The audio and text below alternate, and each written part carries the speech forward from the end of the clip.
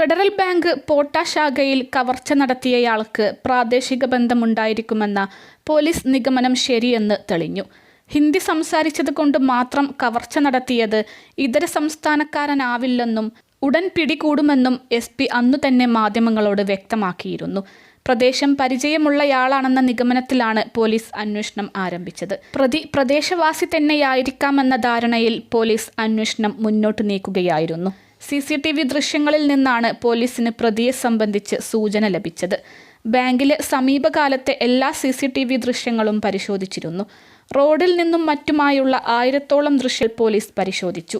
Bank ജീവനക്കാരനോട് പണം എവിടെ എന്ന് ഹിന്ദിയിൽ സംസാരിച്ചത് ഇതര സംസ്ഥാനക്കാരനാണെന്ന് തെറ്റിദ്ധരിപ്പിക്കാൻ വേണ്ടിയായിരുന്നെന്നും പോലീസ് മനസ്സിലാക്കി. ഈ മുറി ഹിന്ദി കൂടാതെ മറ്റൊന്നും ജീവനക്കാരെ മുറിയിലിട്ട് അടക്കുമ്പോഴും ഇയാൾ പറഞ്ഞിട്ടുമില്ല. കൂടുതൽ സംസാരിക്കാതെ കത്തിയെടുത്ത് ചില ആംഗ്യങ്ങൾ മാത്രമാണ് കാട്ടിയത്. പട്ടാപ്പകൽ കത്തിയെടുത്ത് കാട്ടി വൻ തുക തട്ടിയെടുക്കുന്ന തന്ത്രം അത്രയൊന്നും ഇതര സംസ്ഥാനക്കാർ സമീപകാലത്ത് സ്വീകരിച്ചതായി അറിയില്ല. ഇത്തരത്തിൽ കവർച്ച നടത്തിയ കുറ്റവാളികളെക്കുറിച്ച് വിവരങ്ങൾ പോലീസ് രേഖകളിൽ തിരഞ്ഞിരുന്നു. സംസ്ഥാനത്തെ ജയിൽ മോചിതരായവരെക്കുറിച്ചും അന്വേഷിച്ചിരുന്നു. ഇതര സംസ്ഥാനത്തെ കുറ്റവാളികളുടെ സാധാരണ കണ്ടുവന്നിട്ടുള്ള രീതി രാത്രിയുടെ മറവിൽ സംഘടിച്ചുവെന്ന് വാതിലോ ഷെൽഫോ തകർക്കുക എന്നതാണ്.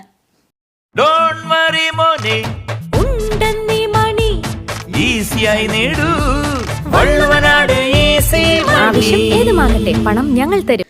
ഫെഡറൽ ബാങ്കിന്റെ പോട്ട ശാഖയിൽ നിന്ന് മോഷ്ടിച്ച 15 ലക്ഷം രൂപയിൽ നിന്ന് 5 ലക്ഷം രൂപ കൊണ്ട് കടം വീട്ടിയതായി പ്രതി റിജോ ആന്റണി പോലീസിന് മൊഴി നൽകി.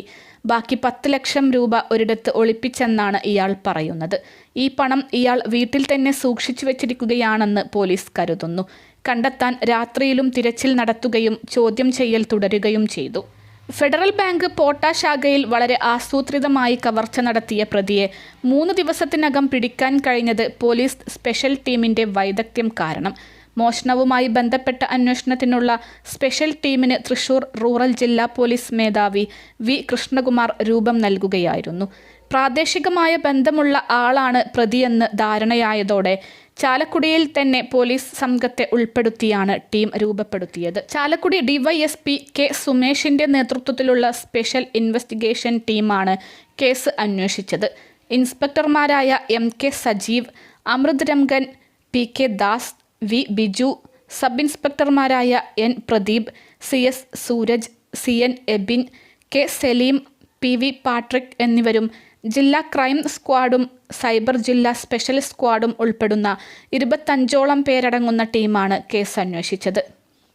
അൽസലാമ ഐ ഹോസ്പിറ്റൽ 21 ലക്ഷത്തോളം സന്തുഷ്ടരായ ഉപഭോക്താക്കളും 2 ലക്ഷത്തോളം തിമിര ശസ്ത്രക്രിയകളും പൂർത്തിയാക്കിയ മലബാറിലെ ഏക കണ്ണാശുപത്രി. ലോകോത്തര നിലവാരമുള്ള ചികിത്സാ സംവിധാനങ്ങൾ, എല്ലാ നേത്രരോഗ ചികിത്സാ സൗകര്യങ്ങളും വിദഗ്ധരായ ഡോക്ടർമാരുടെ മേൽനോട്ടത്തിൽ. Al Salama eye hospital, hospital road, Perinthalmanna.